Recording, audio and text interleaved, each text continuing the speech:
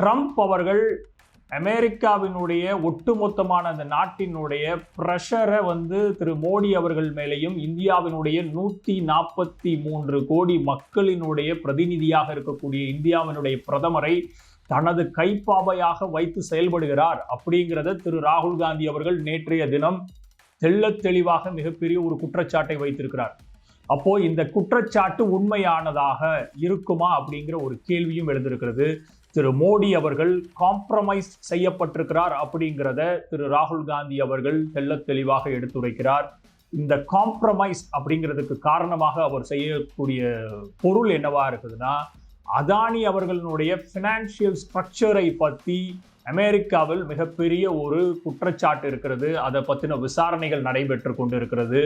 அது போக Epstein files என்கிற ஃபைல் ஒட்டுமொத்தமாக உலகத்தில் இருக்கக்கூடிய பல்வேறு நாட்டினுடைய தலைவர்கள், மிக முக்கியமாக இந்தியாவினுடைய பிரதமர் உட்பட பல்வேறு இடங்களில் அந்த எப்ஸ்டீன் ஃபைல்ஸில் பேர் வந்திருக்கிறது. அதில் மிக முக்கியமாக பிரதமர் அவர்கள் ரெக்கார்டட் மீட்டிங் இல்லாமல் 2017 காலகட்டத்தில் எப்ஸ்டீன் அவர்களுடைய அறிவுரையின் பேரில் இஸ்ரேலில் நடனமாடி பாட்டு பாடி குதூகலித்ததாக அந்த எப்ஸ்டீன் ஃபைல்ஸில் இருப்பது பூதாகரமாக வெடித்துள்ளது.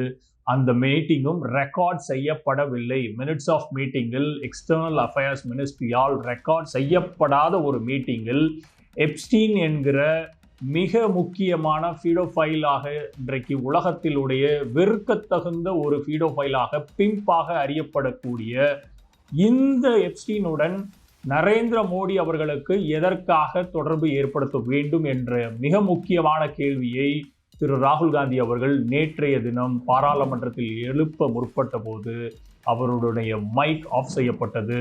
திரு ஓம் பிர்லா அவர்கள், நாடாளுமன்றத்தின் ஸ்பீக்கர், அவரை பேச அனுமதிக்கவில்லை. இதை எதிர்த்து மிகப்பெரிய ஒரு அறிக்கையையும் லீடர் ஆஃப் ஆப்போசிஷன் திரு ராகுல் காந்தி அவர்கள் திரு ஓம் பிர்லாவுக்கு எழுதியுள்ளார்.